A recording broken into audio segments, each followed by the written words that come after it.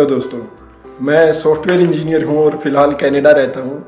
और आज की इस वीडियो में हम बात करेंगे कि कनाडा में सॉफ्टवेयर इंजीनियरिंग में कैसी जॉब अपॉर्चुनिटीज़ हैं, किन किन शहरों में बढ़िया जॉब अपॉर्चुनिटीज़ हैं, क्योंकि हर एक शहर में नहीं है वहाँ पर। और बात करेंगे इस फील्ड में सैलरी के बारे में, और लास्ट में वहाँ के हायरिंग प्रोसेस में यहाँ से कितना डिफरेंस है और किन किन चैलेंजेस का सामना करना पड़ता है शुरू में जॉब लेने के लिए। कनाडा से रिलेटेड इंटरेस्टिंग इन्फॉर्मेशन और ट्रैवलिंग व्लॉग्स के लिए प्लीज़ चैनल सब्सक्राइब कर लीजिए अगर आपने अभी तक नहीं किया है तो। और इस वीडियो का एंड तक देखना, बीच बीच में मैं इंपॉर्टेंट टिप्स देता रहूँगा। ताकि मैंने शुरू में जॉब के लिए विनीपेग, वैंकूवर और टोरंटो इन सब जगह इंटरव्यूज़ दिए।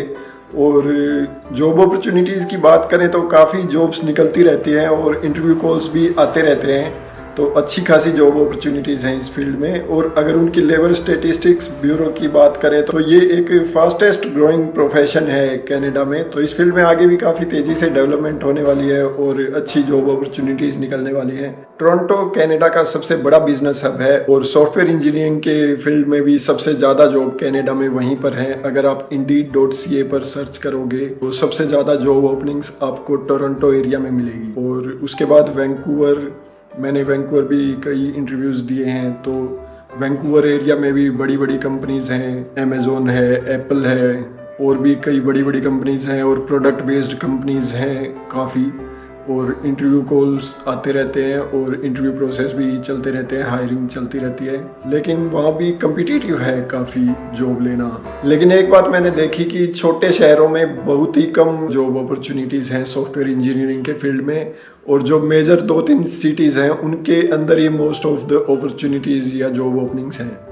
तो शुरू में जैसे मैं विनीपेग ट्राई करता था, वहाँ पर स्किप द डिशेज़ है सबसे बड़ी कंपनी, और कुछ छोटी मोटी और कंपनीज थी, लेकिन उनमें जॉब ओपनिंग्स बहुत कम निकलती थी, और निकलती थी तो इंटरव्यू कॉल भी नहीं आता था या बड़ी मुश्किल से आता था। फिर सॉफ्टवेयर इंजीनियरिंग में भी आगे अलग अलग फील्ड होते हैं, जैसे मेरा iOS डेवलपर का फील्ड है, किसी का बैक एंड का होता है, किसी का कुछ। तो अगर आप देखना चाहो कि किस एरिया में और किस सिटी में आपकी सबसे ज़्यादा जॉब्स हैं आपके फील्ड से रिलेटेड, तो आप Indeed.ca पर अपने फील्ड से रिलेटेड सर्च कर सकते हो और आपको सिटी वाइज आइडिया हो जाएगा कि कौन सी सिटीज़ में सबसे ज़्यादा ओपनिंग्स निकलती हैं। सबसे ज़्यादा ओपनिंग्स तो वैसे टोरंटो एरिया में ही मिलेंगी आपको, वो मेन बिजनेस हब है। दुनिया की मेजर बड़ी बड़ी IT कंपनीज वहाँ पर अपने ऑफिस बना रही है। और कैलगरी, विनीपेग ऐसे मीडियम या छोटे शहरों के साथ तो मेरा एक्सपीरियंस यही रहा है कि वहाँ पर बहुत कम जॉब अपॉर्चुनिटीज़ हैं। तो अगर आप सॉफ्टवेयर इंजीनियरिंग के फील्ड में स्टडी के लिए आना चाहते हो या इमिग्रेशन के थ्रू आना चाहते हो तो टोरंटो सबसे बेस्ट प्लेस रहेगी। उसके बाद वैंकूवर या मॉन्ट्रियल। टोरंटो एरिया में वाटरलू नाम की जगह है, वो टोरंटो से ज़्यादा दूर नहीं है, तो वहाँ पर भी स्टार्टअप्स काफ़ी आने लगी हैं, क्योंकि टोरंटो डाउनटाउन का एरिया काफ़ी महंगा पड़ता है, शायद इसलिए वहाँ पर मूव होने लगी। और वहाँ पर यूनिवर्सिटी है, तो स्टूडेंट्स पास आउट होके वहाँ पर उन्हें अच्छे एम्प्लॉयज़ भी मिल जाते हैं। वो धीरे धीरे एक IT हब बनता जा रहा है। और इंडिया के मुकाबले यहाँ पर बड़ी कंपनीज में इंटरव्यू कॉल आना भी थोड़ा इजी लगा मुझे। अमेज़ोन, एप्पल इन जैसी कंपनी से भी इंटरव्यूज़ हो चुके मेरे। इंडिया में इन जैसी बड़ी कंपनीज में डायरेक्ट इंटरव्यूज़ देना नियरली इम्पॉसिबल होता है छोटी कंपनी से निकलकर। यहाँ पर अपॉर्चुनिटीज़ के मामले में ये भी इजी है कि आपके इंटरव्यूज़ कंडक्ट हो जाते हैं, बाकी आपकी तैयारी पे डिपेंड करता है कि आपने प्रिपरेशन कैसे की है। कनाडा में हायरिंग एजेंसीज होती हैं, जैसे बड़ी बड़ी एजेंसीज हैं, रेंडस्टेड वगैरह, जिनके हर एक शहर में ऑफिसेज हैं। और आप डाउनटाउन एरिया में या गूगल पे सर्च करके देख सकते हैं कि कहाँ पर IT से रिलेटेड हायरिंग एजेंसीज हैं, और फिर डायरेक्ट उनके ऑफिस में जाके अपना रजिस्ट्रेशन करवा सकते हो। फिर वो कोई भी जॉब अपॉर्चुनिटी होंगी तो आपको कॉल करके आपका इंटरव्यू करवा देते हैं।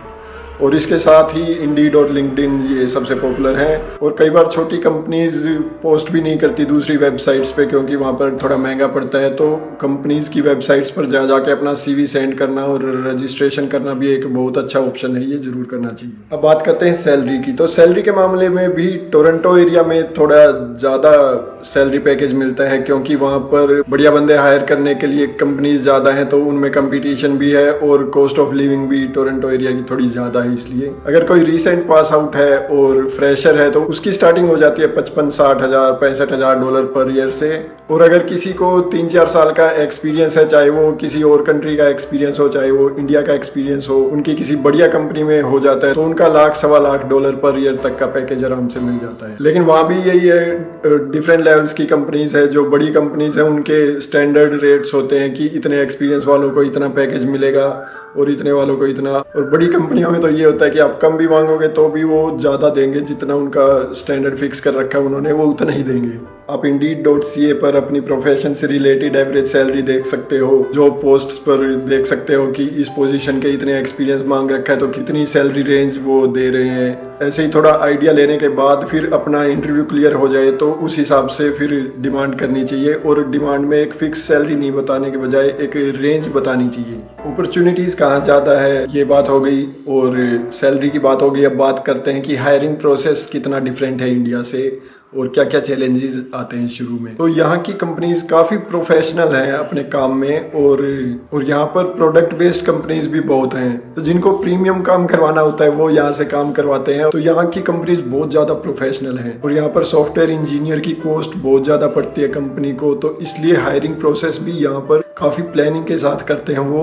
और काफ़ी टाइम लगता है। हायरिंग प्रोसेस में 1.5-2 महीने का टाइम लगना तो यहाँ पर नॉर्मल बात है। 3-4 महीने तक भी खींच जाते हैं कई बार तो। और होता ये है कि वो बहुत सारे बंदों का इंटरव्यू लेके उनमें से एक जो उनके लिए बेस्ट सूट करता है, जो उन्हें सबसे बढ़िया टैलेंट लगता है, उसे हायर करते हैं वो। तो सबसे मेजर डिफरेंस तो ये है कि यहाँ पर हायरिंग प्रोसेस बहुत लंबे लंबे होते हैं तो उस हिसाब से तैयारी करनी चाहिए और थोड़ा कम्पिटिटिव भी है।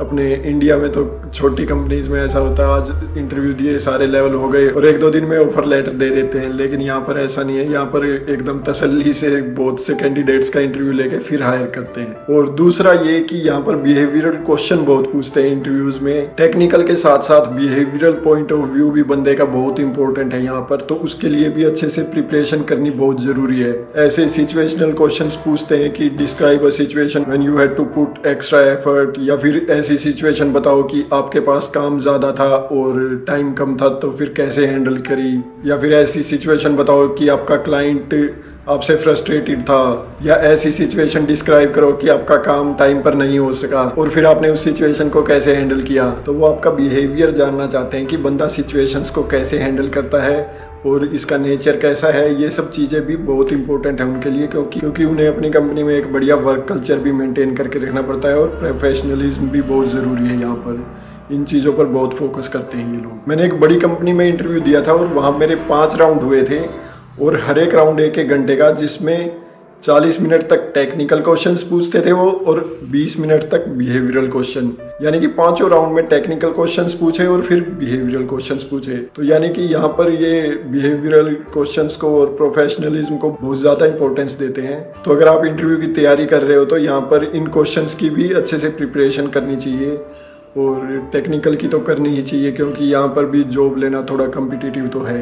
और एक बात ये कि कैनेडियन एजुकेशन है या कैनेडियन वर्क एक्सपीरियंस है थोड़ा बहुत, तो उसकी इम्पोर्टेंस थोड़ी ज़्यादा होती है। किसी ने मुझे ये डायरेक्टली बोला तो नहीं, लेकिन ऐसा थोड़ा फील हुआ कि अगर कनाडा से थोड़ी पढ़ाई कर रखी है या कनाडा का थोड़ा एक्सपीरियंस ले रखा है तो उसकी थोड़ी वैल्यू ज़्यादा होती है, क्योंकि कल्चरल डिफरेंसेस हो जाते हैं। और अगर यहाँ का थोड़ा एक्सपीरियंस है या पढ़ाई है तो उससे थोड़ा उनके साथ घुलने मिलने में या कल्चरल उनकी सिस्टम समझने में थोड़ी आसानी होती है। तो अगर आप एज ए स्टूडेंट आओगे तो आपके पास एजुकेशन हो ही जाएगी, और अगर आप पीआर पे आओगे तो आते ही कोई सर्वाइवल जॉब्स वगैरह देख लेनी चाहिए, क्योंकि उनका एक्सपीरियंस भी काउंट होता है। यहाँ पर सारे बड़े प्रोफेशनल ढंग से काम करते हैं, चाहे वो लेबर का ही काम क्यों ना हो। शुरू में कोई भी जॉब पकड़ लेनी चाहिए और साथ साथ अपने इंटरव्यूज वगैरह देते रहना चाहिए। तो आप किसी भी फील्ड का एक्सपीरियंस शो करोगे तो उन्हें ये लगेगा कि हाँ, इन्होंने कैनेडियन कल्चर को थोड़ा समझा है, जाना है, तो उसका एक एडवांटेज मिलेगा।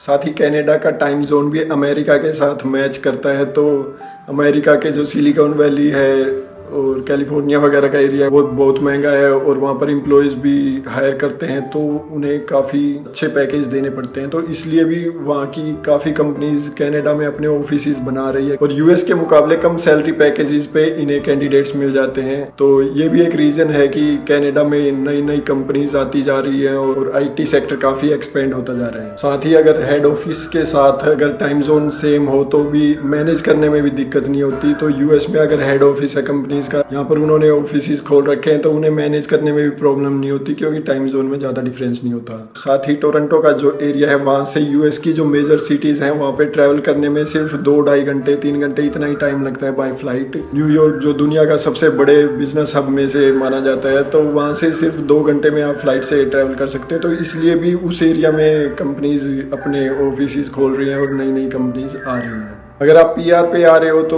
3 साल बाद सिटीजनशिप मिल जाती है और उसके बाद आप यूएस में भी जॉब ढूंढ सकते हो, यूएस में भी आईटी की जॉब कर सकते हो और फिर यहाँ से भी काफ़ी अच्छा सैलरी पैकेज आपको मिल सकता है, ये भी एक एडवांटेज है। तो कनाडा में सॉफ्टवेयर इंजीनियरिंग से रिलेटेड जॉब अपॉर्चुनिटीज़ बहुत हैं, बस आपको एरिया आइडेंटिफाई करके थोड़ी रिसर्च करके जिस एरिया में आपके फील्ड से रिलेटेड जॉब्स ज़्यादा है उसी एरिया में आपको पढ़ाई करने या रहने के लिए आना चाहिए और अपनी साइड से भी और भी रिसर्च करनी चाहिए। और इसी के साथ वीडियो को करते हैं यहीं पर एंड। अगर ये वीडियो आपको अच्छी लगी तो प्लीज़ लाइक कर दीजिएगा और चैनल सब्सक्राइब कर लीजिएगा और आप हमें इंस्टाग्राम पर भी फॉलो कर सकते हैं, लिंक डिस्क्रिप्शन में है। 2 मील्स एक्स्ट्रा ये एक सोशल इनिशिएटिव है एक ग्रुप ऑफ प्रोफेशनल्स के द्वारा और ये स्पॉन्सर्ड नहीं है, मुझे अच्छा लगा इसलिए मैं आप लोगों के साथ शेयर कर रहा हूँ। ये ग्रुप ज़रूरतमंदों तक खाना पहुँचाता है, तो उसमें मदद करने के लिए या तो आप फूड स्पॉन्सर कर सकते हो, इन्हें डोनेट कर सकते हो या फिर घर पे खाना बना के इन्हें बता सकते हो और ये ज़रूरतमंदों तक आपका खाना पहुंचा देंगे। ये फ़िलहाल किन किन शहरों में काम कर रहे हैं या इनसे जुड़ी और जानकारी के लिए आप इनकी वेबसाइट भी देख सकते हो, 2mealsextra.com। इस मुश्किल टाइम में हमें एक दूसरे की और जो ज़रूरतमंद है उनकी मदद ज़रूर करनी चाहिए। So please contribute if you can. आगे भी बढ़िया जानकारी वाली वीडियोस बनाते रहेंगे और ट्रैवलिंग व्लॉग्स भी बनाते रहेंगे। वीडियो देखने के लिए thank you, take care, good bye.